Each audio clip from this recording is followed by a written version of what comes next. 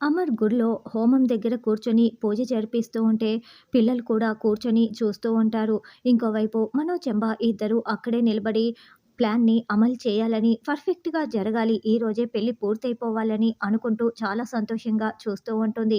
ఇంకోవైపు రాథోడ్, మిస్సమ్మ నువ్వు కనుక ఉండి ఉంటే సార్ పక్కనే కూర్చొని హోమం జరిపించి ఉండేదానివి అని అనుకుంటూ త్వరలోనే మీరు ఇక్కడికి రావాలి మిస్సమ్మ, మీరంతా ఒక్కటైపోవాలని అనుకుంటూ ఉంటాడు.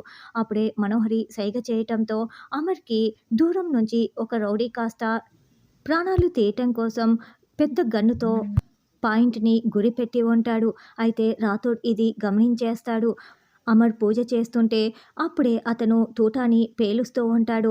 అప్పుడు అది గమనించేసిన రాథోడ్, "సార్ మిమ్మల్ని ఎవరో చంపటానికి చూస్తున్నారు సార్. గన్నుని గురిపెట్టారు సార్. పక్కకు తప్పుకోండి సార్" అని రాథోడ్ కేకలు పెడుతూ ఉంటాడు.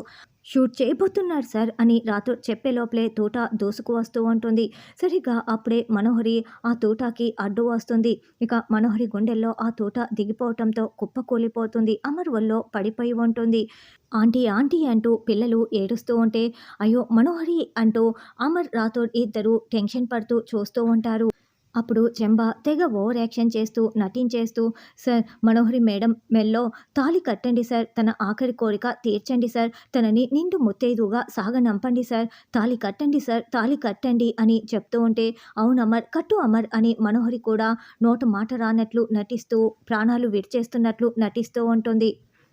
చెంబా అలా చెప్పటంతో పంతులు గారు వెంటనే తాళి అమర్ చేతికి ఇస్తాడు. ఇక అమర్ మనోహరి మెల్లో తాళి కడుతూ ఉంటే అలా నటిస్తున్న మనోహరి చాలా సంతోషంగా తాళి కట్టించుకుంటూ ఉంటుంది.